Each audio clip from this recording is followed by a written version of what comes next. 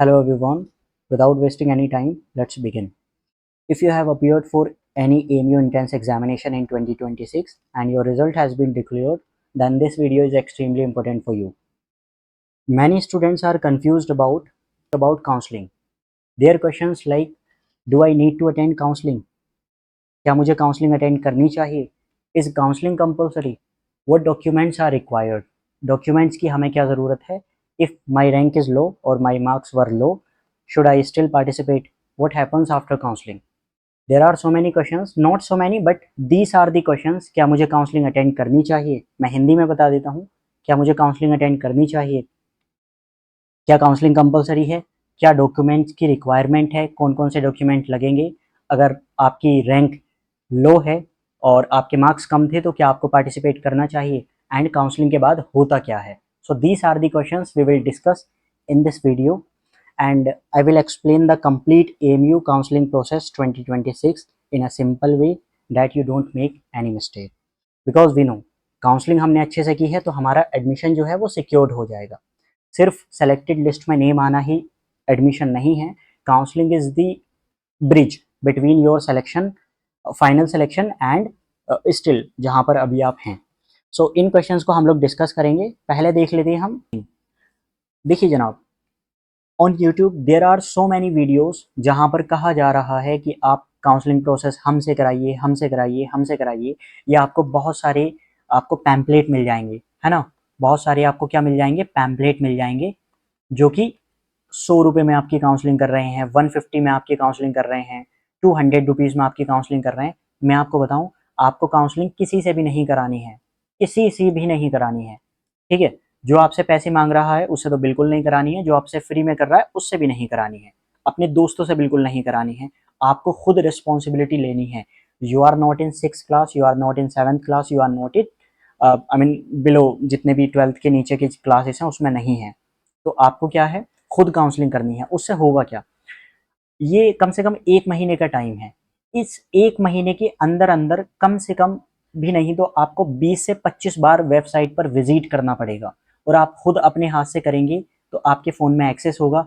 यहाँ से ही आपका एडमिशन कार्ड आप डाउनलोड कर पाएंगे.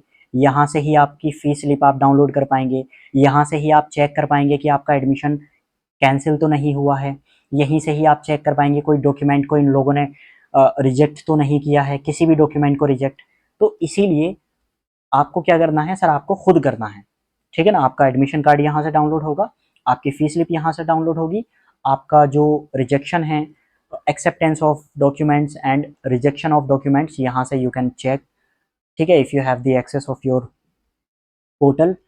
और बाकी ईमेल, ईमेल हमेशा परमानेंट यही रहेगी जब तक आप एएमयू में रहेंगे. एक ईमेल होनी चाहिए, उसका पासवर्ड आपको पता होना चाहिए, तो फिक्स्ड है. अब देखिए यहाँ पर प्रॉब्लम पता है क्या होती है? अगर आप किसी कैफ़े वाले से कराते हैं तो कैफ़े वाले के पास आपको बार बार जाना पड़ेगा. वहाँ पे बार बार आपको जाना पड़ेगा कि सर ये चेक करके बता दीजिए, मुझे ये चेक करके बता दीजिए. जबकि कई बार आपको चेक करना है. एक तो यहाँ पर ही जो ये टाइम गिवन है ना 27 में, मतलब एक तो 28 जून में आपको चेक करना पड़ेगा कि आपका डॉक्यूमेंट वेरीफाई हुए या नहीं हुए. इसीलिए मैं बोल रहा हूँ कि आपको खुद से काउंसलिंग करनी है. आपको किसी से काउंसलिंग नहीं करानी है. चाहे आप किसी एक रूरल एरिया से आप बिलोंग करते हैं जहाँ पर एक्सेस नहीं है इंटरनेट का, फिर भी यार कोशिश करो. इतना तो आजकल हर जगह इंटरनेट है कि आप खुद के किसी के फ़ोन से आप काउंसलिंग करें. ठीक है ना. बाकी परेशान बिल्कुल नहीं होना है. अलीक फाउंडेशन की जो टीम है that will definitely help you. आप जो व्हाट्सएप चैनल है इसको ज्वाइन कर सकते हैं. यहाँ पे मिल जाएगा. आप लोगों ने डाउनलोड भी किया होगा. दिस इज़ योर शेड्यूल जो कि एमयू ने रिलीज कर दिया है. फॉर कौन कौन से कोर्सेज हैं इसमें? फ़िलहाल तो ये शेड्यूल है. इस शेड्यूल की हम बात करें तो यहाँ पर इन्होंने मेंशन किया है BA honours, faculty of social science, यानी कि जितने भी बीए ऑनर्स है और फैकल्टी ऑफ सोशल साइंस में जितने सब्जेक्ट्स आते हैं जैसे कि ज्योग्राफी है, इकोनॉमिक्स है और जितने भी सब्जेक्ट्स हैं इससे related. International studies, that means कि बीएफएल की हम बात कर रहे हैं यहाँ पर. BSc honours agriculture and life science. ठीक है. बाकी बीकॉम, बीबीए, बीटेक, बीआर, इन सभी, और यहाँ पर बीएससी नर्सिंग एंड जितने भी यहाँ पर पैरामेडिकल कोर्सेज हैं. ठीक है ना. इन सभी के लिए एक ही शेड्यूल है. डेट मीन्स कि ये जो है ये जो शेड्यूल दिया गया है इतने सारे कोर्सेज उसमें इंक्लूडेड हैं. कौन कौन से हैं? बीए ऑनर्स और फैकल्टी ऑफ आर्ट्स के जितने भी कोर्सेज हैं, BSc, BCom, BBA, agriculture, science and ये शेड्यूल इन लोगों के लिए है, ठीक है ना। सो इस पर हम बाद में आएंगे कि ये फर्स्ट राउंड क्या है, यहाँ पर ये जो मेंशंस है डेट क्या है यहाँ पर। इससे पहले हम कुछ चीज़ें देख लेते हैं, ठीक है ना, कि अगर आपको काउंसलिंग करना है तो क्या है। पहली चीज़ तो ये कुछ कोर्सेज हैं। कौन कौन से कोर्सेज हैं यहाँ पर हम बात करते हैं कि चाहे बीए की बात करें, whether you are applying for BA, BSc, BCom, BFL, BLLB, BEd and even some masters course, मतलब एमबीए है, एमए है, जितने भी कोर्सेज हैं ऑलमोस्ट सभी में चीज़ें सेम रहती हैं। डॉक्यूमेंट्स का थोड़ा सा डिफरेंस है, बहुत ज़्यादा भी नहीं है एंड बहुत कम भी नहीं है, ठीक है ना। तो थोड़ा सा डिफरेंस है, अदरवाइज ऑलमोस्ट जितने भी कोर्सेज हैं उनके लिए चीज़ें सेम रहेंगी। तो एक अगर आपने वीडियो देख ली, चाहे आप बीए के लिए कर रहे हैं, बीएससी के लिए कर रहे हैं, बीकॉम के लिए कर रहे हैं, किसी भी कोर्स के लिए इसमें से कर रहे हैं, सभी के लिए चीज़ें सेम रहने वाली हैं, ठीक है ना। And also for PG courses, all the PG courses, post graduation जितने भी कोर्सेज हैं उनके लिए भी काउंसलिंग प्रोसेस सेम रहेगा, उनका भी शेड्यूल सेम आएगा एंड इसी तरह से चीज़ें चलती रहेंगी, ठीक है ना। सो इन कोर्सेज के लिए ये हेल्पफुल रहने वाली है वीडियो। चाहे हम यूजी की बात करें, जो यूजी है डेट मीन्स कि 12th के जस्ट बाद, और पीजी की भी हम बात कर सकते हैं, यानी कि ग्रेजुएशन के बाद ऑलमोस्ट सभी में चीज़ें सेम हैं। सो लेट्स बिगिन। जैसे कि हमने देखा है ये क्वेश्चंस हैं जो आप लोगों की डाउट रहते हैं, क्या मुझे काउंसलिंग करनी चाहिए। अगेन मैं बता देता हूँ यहाँ पे, क्या काउंसलिंग करनी चाहिए, क्या कंपलसरी है, कौन कौन से डॉक्यूमेंट लगेंगे, अगर आपका नेम वेटिंग लिस्ट में है, आपके मार्क्स कम थे, ठीक है ना, तो क्या आपको करना है या नहीं करना है, एंड काउंसलिंग के बाद होता क्या है। So the very first question is who should attend counselling, counselling करनी किसको है।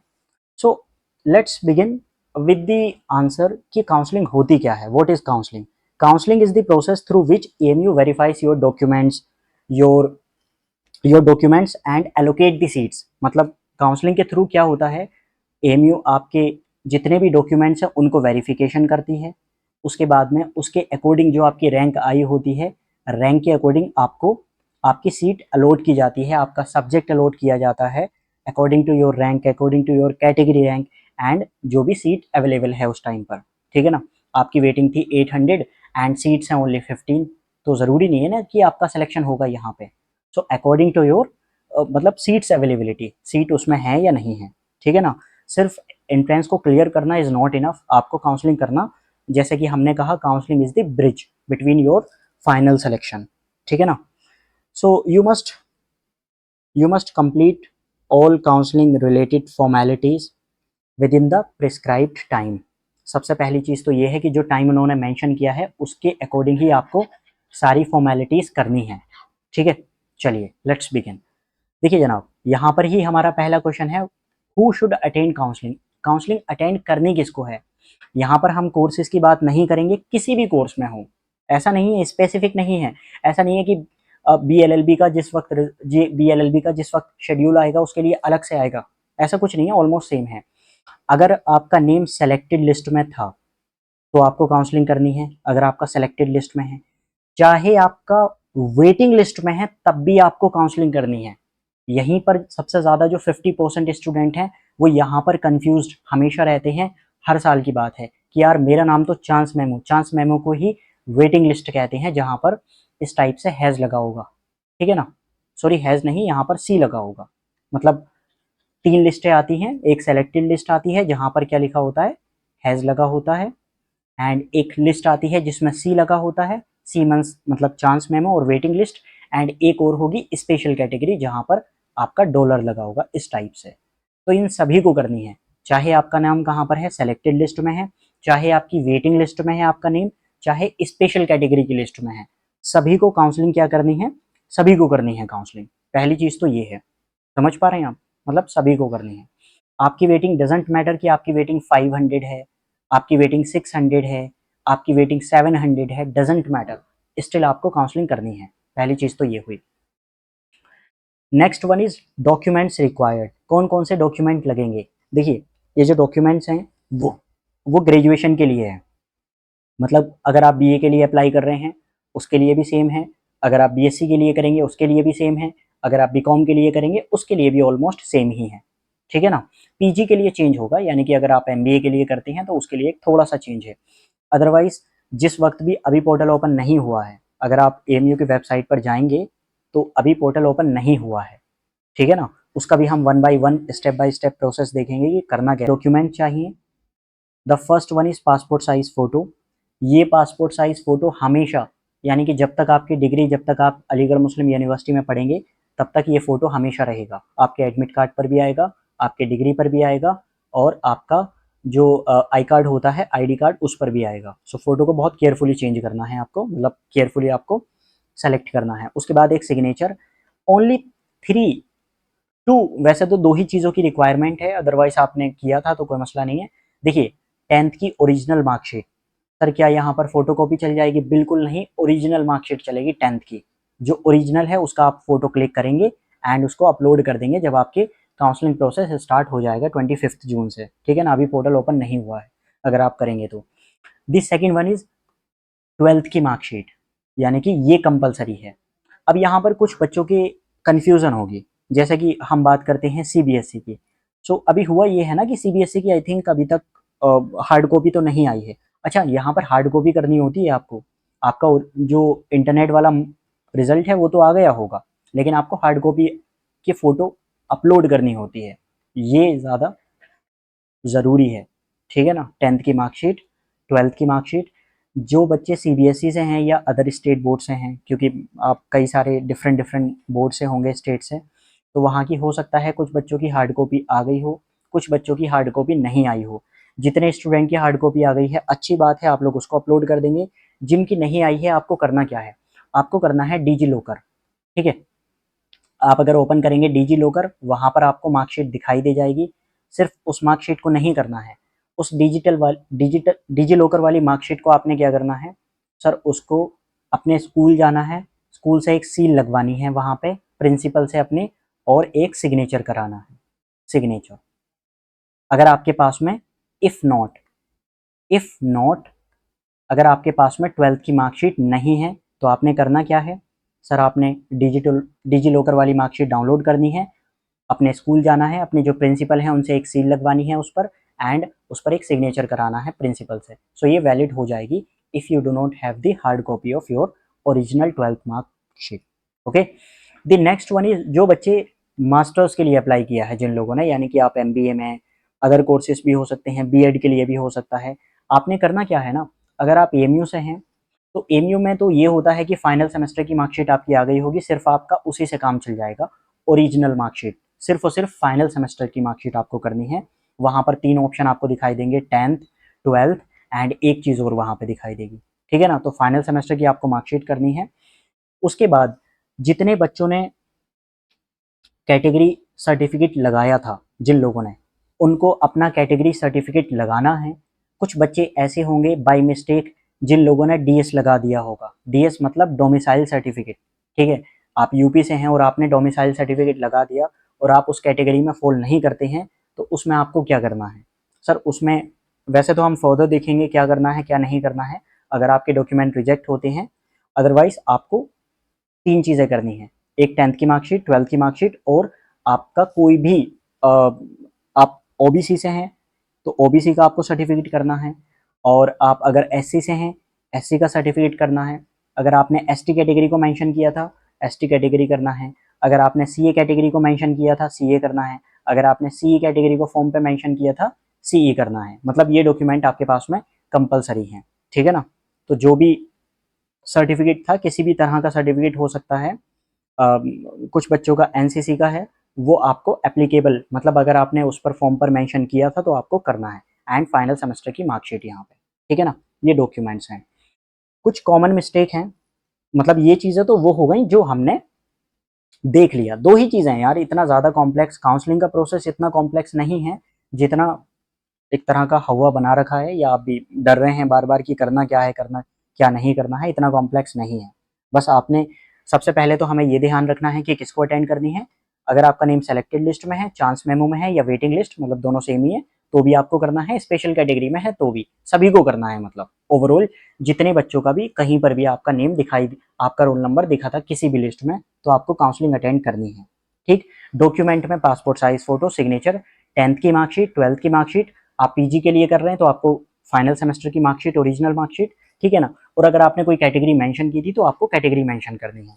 कुछ बच्चों ने डीएस किया होगा, डीएस को भी आपको अपलोड करना है। डीएस मतलब डोमिसाइल सर्टिफिकेट होता है, ठीक है ना। वो बात अलग है कि अगर आप उसके लिए लाइबल नहीं थे तो एएमयू आपका रिजेक्ट करके फाइनल सिलेक्शन कर देंगे, कोई मसला नहीं है। वो हम फर्दर देखेंगे जब प्रोसेस स्टार्ट हो जाएगा, ठीक है। तो इस कॉमन मिस्टेक को देखने से पहले हम जो है अब देख लेते हैं कि यार हमारे शेड्यूल में मेंशन किया है इन्होंने, वो क्या आपका शेड्यूल है। आपकी जो काउंसलिंग प्रोसेस है वो शुरू होना है 25 जून से, ठीक है। 25 जून, आज जो हम वीडियो रिकॉर्ड कर रहे हैं 21 जून है, लेकिन 25 जून से आपका काउंसलिंग प्रोसेस स्टार्ट हो जाएगा। लेकिन इसको शुरू करने से पहले हमें देखना है कि यार ये हम लोग करेंगे कहाँ से। वैसे तो एक वीडियो और बनाऊंगा मैं, डोंट वरी अबाउट इट, इसके बारे में। बाकी आपको कभी भी मतलब आप कहीं से भी हैं, आपको हमेशा सर्च करना है एएमयू कंट्रोलर। ये आप देख पा रहे होंगे ना, गूगल पे आप जाएंगे तो आपको सर्च करना है एएमयू कंट्रोलर। जैसे ही आप एएमयू कंट्रोलर सर्च करेंगे, आप इस वाली वेबसाइट पर जो फर्स्ट वन है इस पर विजिट करेंगे, ठीक है ना। इस फर्स्ट को विजिट करने से, इसके करने के बाद हमें क्या करना होता है, ज़रा ओपन हो जाइए। देखिए, ये वेबसाइट ओपन हो जाएगी। इसके बाद में यहाँ आपको दिखाई दे रहा होगा एक ऑप्शन है फीचर, ये जो है फीचर, ठीक है।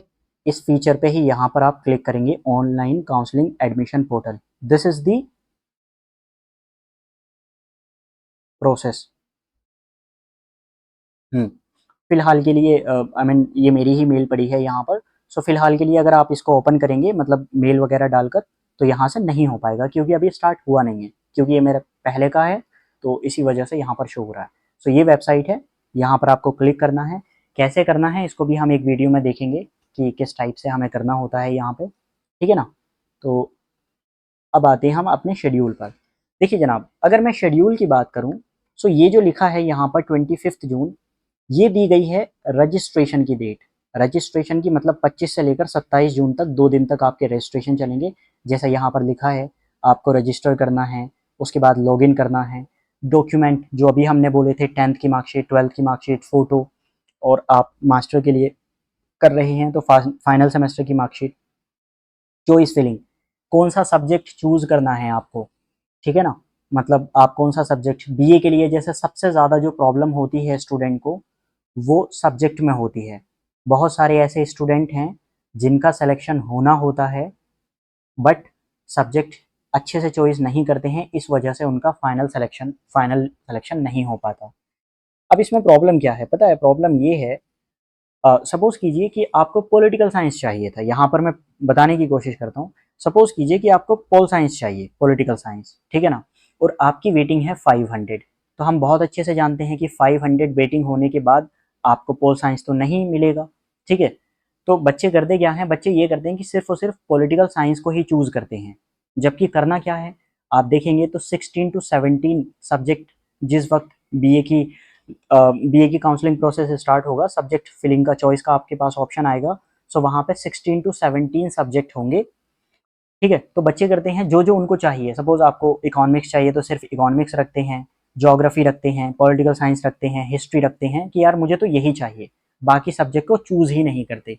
और उसकी वजह से होता क्या है, उसकी वजह से सिलेक्शन नहीं होता है। तो इसको हमें देखना है कि सभी जितने भी बच्चे हैं एंड जितने भी सब्जेक्ट आपको मिलेंगे सभी को आपको चूज़ करना है, स्पेशली आप बीए के लिए अगर कर रहे हैं। तो यहाँ पे प्रोसेस देखते हैं। देखिए पहला राउंड है, पहला राउंड मतलब 25 से लेकर 27 तक आपको काउंसलिंग करनी है, ठीक है। उसके बाद 28 से लेकर 30 जून तक 2 दिन जो है वो आपका वेरिफिकेशन होगा। इस वेरिफिकेशन के वक्त आपने करना क्या है सर, इस वेरिफिकेशन के वक्त आपने बार बार पोर्टल को चेक करना है कि कहीं आपका कोई डॉक्यूमेंट रिजेक्ट तो नहीं किया है एएमयू ने, ठीक है ना। ये आप बार बार 28 से 30 जून के बीच में करेंगे। अगर एएमयू ने बाय मिस्टेक कोई भी, सपोज कीजिए आपने ओरिजिनल मार्कशीट नहीं की थी, कोई गलती थी आपकी मिस्टेक, तो फिर एएमयू 1 जुलाई को आपका रिजेक्ट कर देंगे, ठीक है। तो 1 जुलाई को आपका रिजेक्ट हो जाएगा, मतलब वही 30 जून को हो जाएगा। तो 1 जून को, 1 जुलाई को आपको दोबारा से अगेन एक चांस मिलेगा, किस चीज़ का, रीसबमिशन का, जो यहाँ पर लिखा है रीसबमिशन का। यानी कि आप दोबारा से कीजिए जो भी चीज़ आपकी उन्होंने रिजेक्ट की है, या हो सकता है आप फुलफ़िल नहीं कर पा रहे हो उस क्राइटेरिया को। उसके बाद जो आपने सबमिट किया होगा 1 जुलाई को, अगेन 2 जुलाई को उसका वेरिफिकेशन होगा। मतलब एक, समझ पा रहे हैं, पहले वेरिफिकेशन 30 में हुआ, कोई गलती थी तो आपको एक दिन दिया गया, आपने इसमें अपलोड किया, फिर इसका वेरिफिकेशन होगा जो ये है, इसका वेरिफिकेशन होगा। जब ये वेरिफिकेशन हो जाएगा इसके बाद 2 दिन के बाद में फिर आपकी आएगी फॉर्म लिस्ट 1। 3 से 5 जुलाई तक, जनरली 4-5 तक दे देंगे, 3 में तो मुश्किल ही देंगे। 4-5 जुलाई तक जो है आपकी फॉर्म लिस्ट 1 आ जाएगी जिसमें कि आपका रोल नंबर वहां पर मेंशन होगा, ठीक है ना।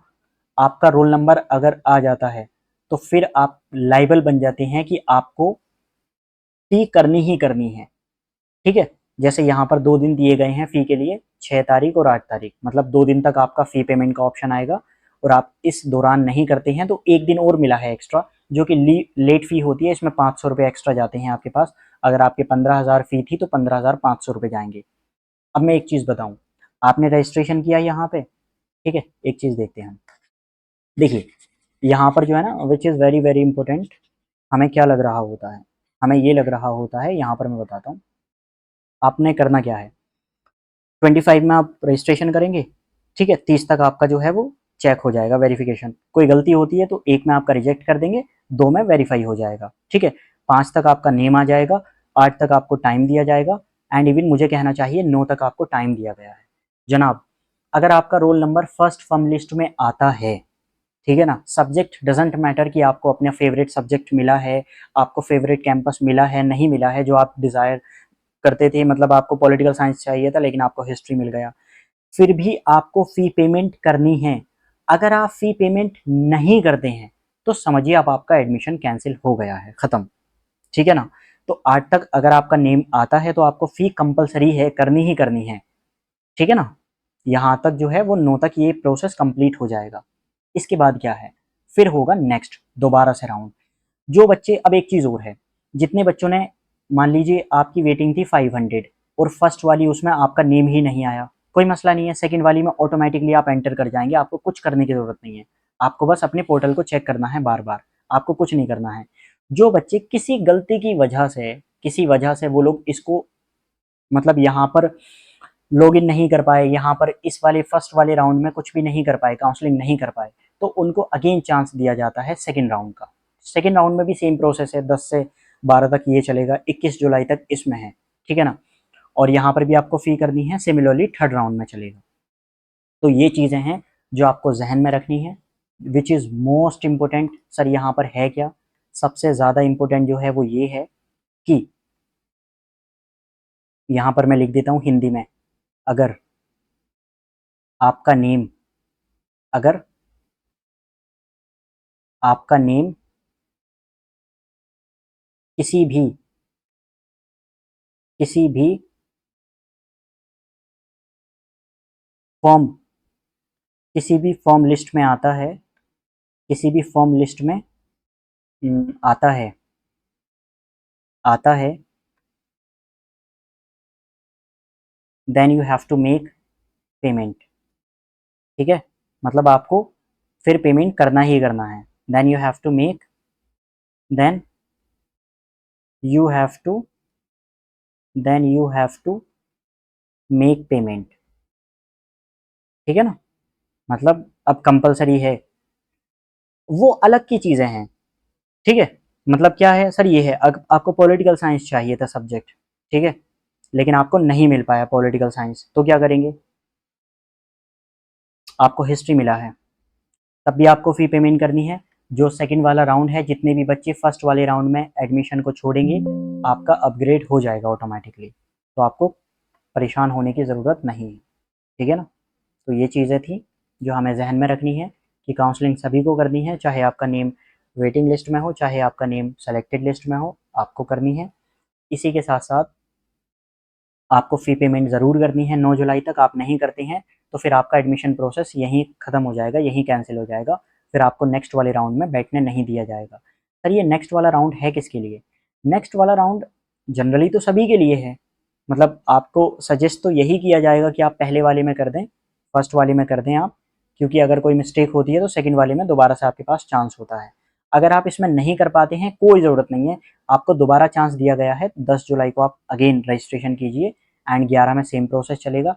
आप इसमें भी किसी वजह से नहीं कर पाते हैं तो दोबारा से आपको फिर चांस दिया गया है, यानी कि 22 जुलाई को आप यहाँ पर थर्ड वाला राउंड आपका स्टार्ट हो जाएगा। 22 जुलाई को दोबारा से रजिस्ट्रेशन कीजिए, 23 जुलाई को वेरीफाई कर लेंगे, 24 को आपको रीसबमिशन का टाइम देंगे, 25 को आपका वेरीफाई हो जाएगा, 26 से 27 तक आपकी फी पेमेंट का ऑप्शन आएगा एंड 29 जुलाई को ये प्रोसेस कंप्लीट हो जाएगा। बाकी हम देखते रहेंगे कहाँ तक वेटिंग क्लियर हुई है, कहाँ तक वेटिंग क्लियर नहीं हुई है, ये सब चीज़ों के बारे में हम बात करेंगे, ठीक है ना। अब कॉमन मिस्टेक क्या है जो सबसे ज़्यादा बच्चे करते हैं। पहली मिस्टेक तो ये है कि वो चेक ही नहीं करते हैं काउंसलिंग से रिलेटेड। अब आपको क्या करना है, आपको किसी का कोई परेशान ही नहीं होना है, मतलब किसी भी एडमिशन को लेकर परेशान नहीं होना है। आपको बार बार एएमयू कंट्रोलर वेबसाइट है, वहाँ जाइए, हर दिन आप जितना हो सके उतना चेक कीजिए, आपसे रिगार्डिंग आपके एडमिशन से रिलेटेड वहाँ पर नोटिस आ रहे होंगे, ठीक है।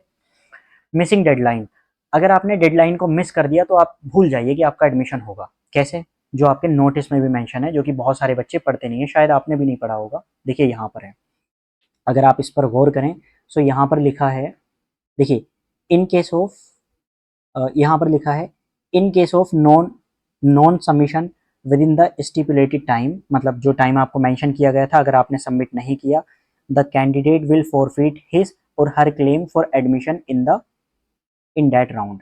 मतलब भूल जाइए आपका, अगर आपने आपको फी पेमेंट का ऑप्शन दिया गया था, आपने नहीं किया, तो आपका एडमिशन क्या हो चुका है, कैंसिल हो चुका है, फॉरफिट हो चुका है, त्याग दिया है आपने अपने एडमिशन को, ठीक। तो ये चीज़ थी कि आपको डेडलाइन को ज़रूर जहन में रखना है, अपने डेडलाइन क्या है। बाकी एक मिस्टेक ये है कि अपने डॉक्यूमेंट्स को कंप्लीट ना रखना। तो आपको क्या करना है सर, आपको एक तो 10th की मार्कशीट, 12th की मार्कशीट एंड कोई भी सर्टिफिकेट अगर आपने मेंशन किया था तो, ठीक है।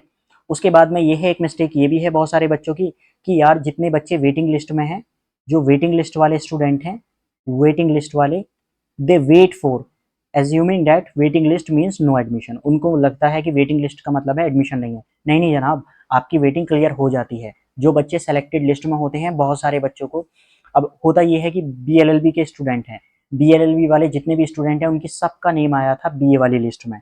अब जाहिर सी बात है उनको बीएलएलबी में लेना है एडमिशन, तो वो क्या करेंगे सर, वो ऑटोमेटिकली जो सेलेक्टेड लिस्ट में थे वो तो छोड़ देंगे एडमिशन को। सो उस सीट पर भी तो कोई ना कोई आएगा, उस सीट पर ही ये वेटिंग लिस्ट वाले आते हैं। सो वेटिंग लिस्ट का मतलब भी सिलेक्शन ही होता है, इट डजेंट मीन कि आपका एडमिशन नहीं होगा, ठीक है। इसी के साथ साथ हमारी एक फाइनल एडवाइस है। क्या एडवाइस रहेगी आपको? फाइनल एडवाइस यही है कि अपनी डॉक्यूमेंट को 4 दिन है आपके पास में, रेडी करके रखिए। ऑफिशियल नोटिफिकेशन जितनी भी आती हैं उनको चेक करके रखिए। पार्टिसिपेट कीजिए, चाहे आपका नेम जो है वो किसी भी, मतलब किसी भी लिस्ट में है, वेटिंग लिस्ट, सेलेक्टेड लिस्ट और कोई भी स्पेशल कैटेगरी की लिस्ट थी। पैनिक होने की बिल्कुल ज़रूरत भी नहीं है। अगर आपकी जो रैंक थी या चांस मेमो में बहुत ज़्यादा कम है, फिर भी अपग्रेडेशन के चांसेस होते हैं, क्योंकि बहुत सारे बच्चे डिफरेंट डिफरेंट यूनिवर्सिटीज़ में जा रहे होते हैं, ठीक है ना। एंड एडमिशन प्रोसेस को तो आपको फॉलो करना ही है। बाकी एट दी एंड यही है, one small mistake can cost you the entire academic year. एक छोटी सी मिस्टेक आपका एडमिशन कैंसिल कर सकती है और आप कुछ भी नहीं कर पाएंगे। मैं लिटरली बता रहा हूँ, आप लीगल बैटल भी नहीं लड़ पाएंगे एएमयू से, समझ रहे हैं। आपको लगता है कि यार मैं लीगल बैटल में किसी कोर्ट में चला जाऊंगा, नहीं है, पॉसिबल ही नहीं है, मतलब दैट इज नॉट पॉसिबल।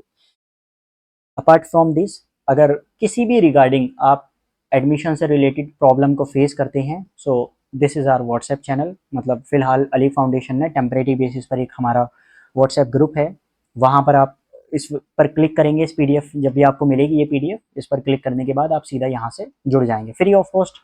जो हमारी एएफ की टीम है वो आपको असिस्ट कर देगी आपके एडमिशन से रिलेटेड। किसी भी तरह की प्रॉब्लम हो सकती है कि सर हमारा ये डिलीट कर दिया, यहाँ पर हमारा, मतलब बहुत सारे बच्चे ऐसे हैं ना जो, जिन लोगों का गैप ईयर में एडमिशन हुआ होगा, तो उनको कभी कभी एमयू ये करता है कि गैप सर्टिफिकेट लगवा देता है, बच्चों को पता ही नहीं है गैप सर्टिफिकेट होता क्या है। तो इससे related our team will assist you, don't worry about it, free of cost. पैसे, अगर आपसे कोई काउंसलिंग के चार्जेस मांग रहा है, अगर आपसे कोई पैसे मांग रहा है, तो भूल जाइए, मतलब करना ही नहीं है, ठीक है ना। So this was the information which I wanted to share with you.